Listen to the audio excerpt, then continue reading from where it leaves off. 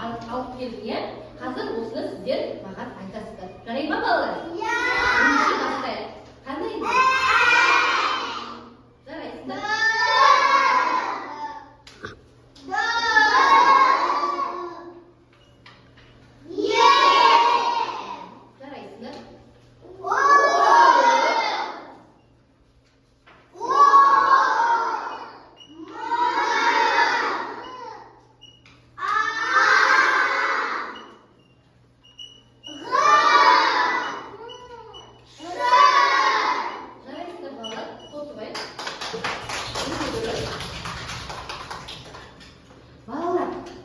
Ендеше біздер бүгін сауаттық жұмсағанда тағы да бір дыбыспен танысатын боламыз.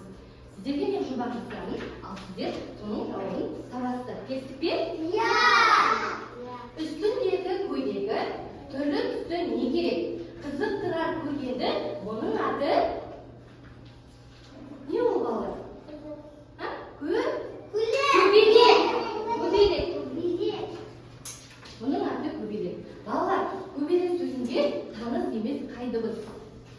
Қай дыбыс көбелек дегенде? Көбелек дегенде қандай дыбыс естіп тұр? К. Өте дұрыс. Жарайсың қарасақ, балалар, бүгін біз К дыбысымен танысамыз. Ендеше барлығымыз К деп қайталайықшы.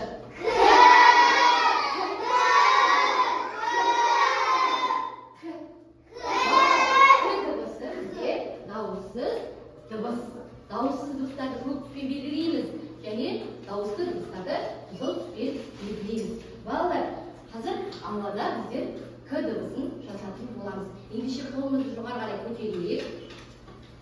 Жоғарыдан төмен қарай сусының арқылы саламыз. 1, 2, 3.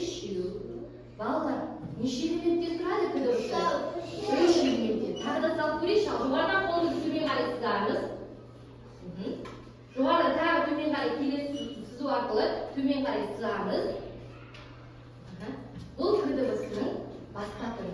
Ал жазба түрін балалар біздер тақтаға жазамыз. Ендеше қазір К дыбысын мен сіздерге жазып көрсетейін.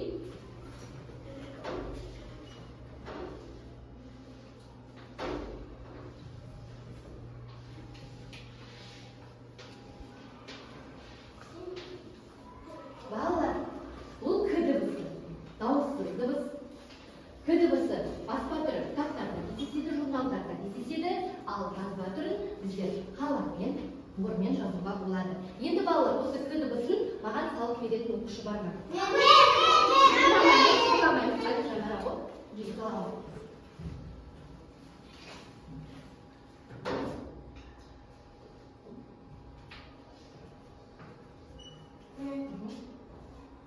Келесі.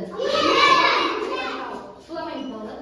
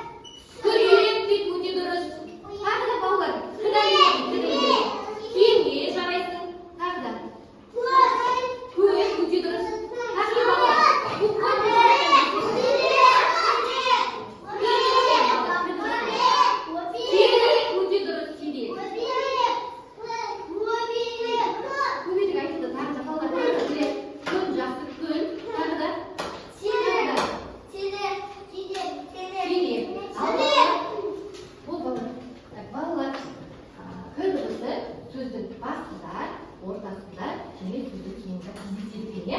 Киме деген сөзде сөздің қай жерін кездесіп тұр? Қай жерде дыбысы? Сөздің басында. Әке деген сөзде қай жерде тұр? Дыбысы. Ортасында, өте дұрыс. Есік деген сөзде сөздің соңында тұр, иә? Ал енді балалар, бұл жерде к дыбысы сөздің басында, ортасында және сөздің соңында кездеседі екен. Түсіндіңіздер ме, балалар? Ал енді балалар, сіздерге мен бір ойын алып келдім. Бұл ойынның аты кім жылдам деген ойын. Ойынға қатысқыларыңыз келе ме? Ендеше маған кім шығады? Асылбек шығады ғой. Асылбек шығады ғой. Тағы. Айбар келе ғой. Қалғанымыз қолымызды салып тыңдаймыз, жарай ма? Балалар, мына жерде ойын бар сіздерге. Қане ойын таныстырып берейін. Бірінші ойын бізде мына жерде к дыбысынан келетін сөздер бар. Соған дыбыстық талдау жасайды. Оған неге жасайды?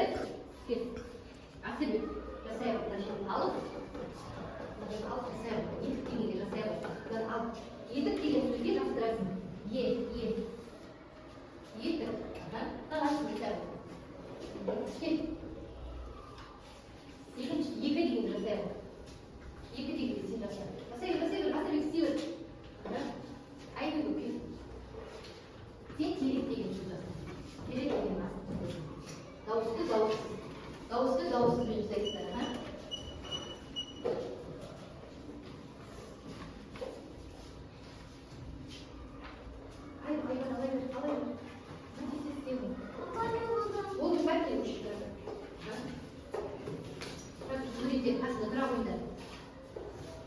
Балалар, Асылбектің тапсырмасына қарайық, иә? Асылбек, не мынау? Не көріп тұрсың суретте? Етік деген сөзді буынға бөлші. Шапалақтап бөлші, шапалақтап. Неше буын? Екі буын, иә? Дұрыс па, балалар? Асылбектің жасағаны. Неше қосып айтшы. Қарайсың, Асылбек орнына отыра ғой. Айбар, не мынау? Қандай сан? Екі. Ал дауысты жасаған екенсің, иә? Дыбыс бізде қандай дыбыс? Дыбысы қандай дыбыс бізде? Қызыл болса көкпен белгілеп қосып жүйе ғой. Ал енді осы екі деген сөзді буынға бөле ғой. Неше буын? Екі буын. Дұрыс па, балалар? Келесі, Айбибі. Сен нені сурет көріп тұрсың? Терек. Теректі білесің, иә? Енді осы терек сөзін буынға бөле ғой. Неше буын? Екі буын бар, иә? Дұрыс па, балалар? Келесі қосып айтшы. Жарайсыз, балалар. Балалар, енді келесі тапсырма бізде суреттер бар. К дыбысынан кездесетін. Әр әріпке орналастырып, сызық арқылы апарасыздар. Жарай ма? Кім шығады маған? Мына жерде қай дыбыстан басталып тұр? Мысалы, алма қай дыбыстан басталып тұр? Енді апарамыз. Апарды. Келесін апашы ше, домбыра. Қандай дыбыстан басталып тұр?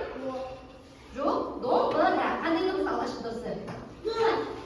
Өте дұрыс, жарайсың. Апарды. Келесі не мынау? Осы шығар. Ешкі. Қандай дыбыстан басталып тұр? Апар. Келесі сурет не мынау? Балық.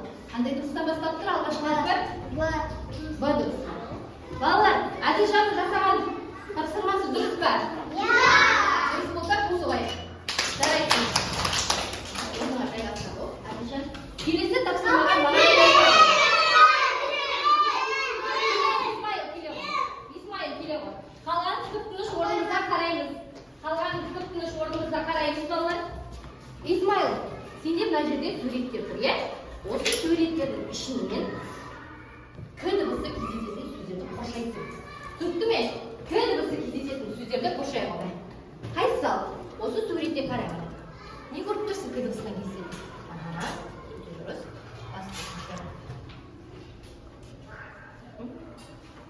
Басып көбейтейік. Келесі. Келесі қайсы? Кеме. Көтереміз бара.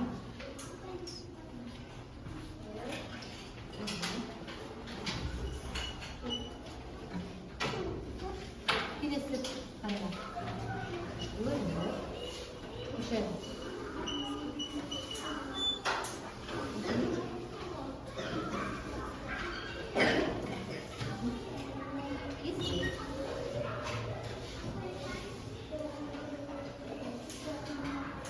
İsmail, енді қарашма. Қандай суреттерді қошамыз дейді? Айтшы маған. Көбелек, болсын шаш. Кеме. Жоқ, кесме дейміз. Өрік. Дұрыс па, балалар? Иә! Ismailға қосылайықшы. Жарайсың, Ismail, орнына қайрақта бол. Так, балалар, біздің дәптерімізде К дыбысы бар, иә? Оны бастырып жазамыз. Ал дәптеріңді аша қойыңдар. Дәптерімізді ашамыз. Тапсырмаларды жаза қойыңдар. К дыбысын бастырып жаза қоямыз.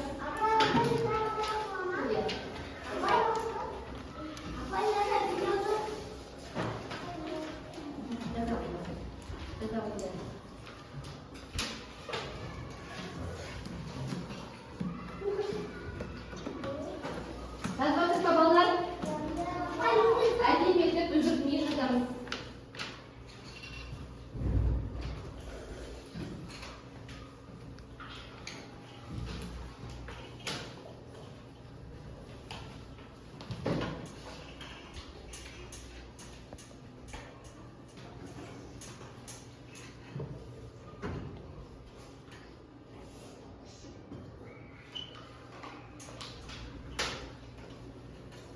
Балалар, қандай әріп жазып жатыр біздер? Қандай дыбысын жазамыз?